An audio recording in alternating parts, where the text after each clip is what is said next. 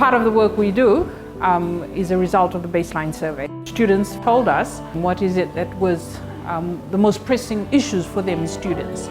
When I talk about issues, these are mental health issues, which we have also classified as social issues, because these are issues that people face every day, particularly our children. Bullying was the number one issue. The second issue was self-harm and suicide awareness. The third issue was alcohol and other drugs.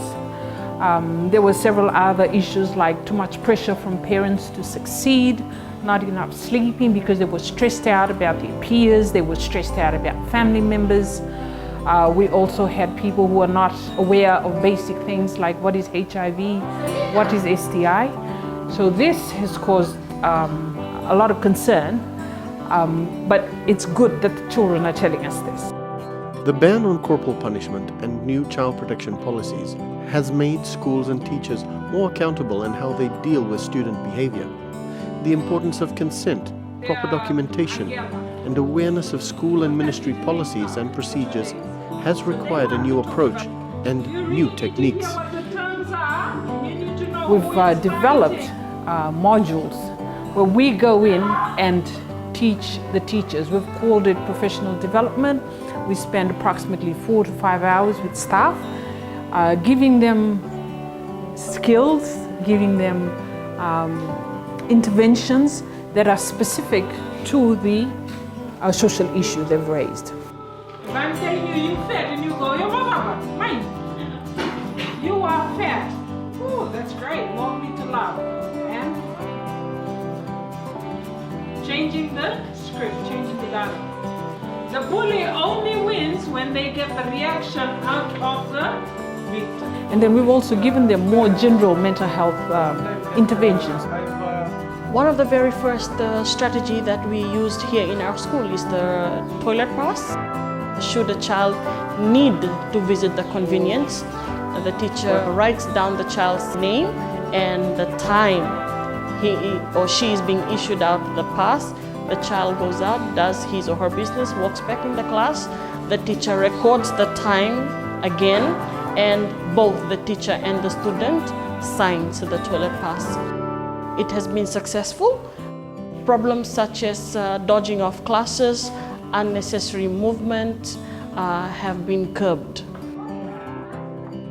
We have Best Form of the Week running in our school every week on a weekly basis, and the criteria that is in the Best Form of the Week involves not only mental health and well-being, but all aspects of health promoting school. Whereas from mental health and well-being aspect, what do we have in that criteria is they must ensure that there is no discipline problem that entire week reported to their administrators. Every form would work hard, strive towards getting that 5 out of 5. They would ensure not to lose that 5 points because of a discipline problem. We have seen a very big improvement in attitude, behavior, and we also included another criteria in the Best Form of the Week program, and that is their attendance. Their attendance have really improved because they want to win. These types of more general mental health interventions are easy to implement, are practical, and are just as relevant outside of school. We're the only technical area that actually does community sessions. So for every school we visited, we also have sessions with the parents. And in these community sessions, we also teach the parents what are some things you need to do as an adult so you can model good behavior to your children. An example that comes to mind is the use of alcohol and other drugs. We talk to the parents about when you get angry, how do you express your anger without beating your child to the pulp, because it's not allowed to beat your child. So all of these mental health general interventions, we teach the parents as well. The whole world would watch us. This is who we are.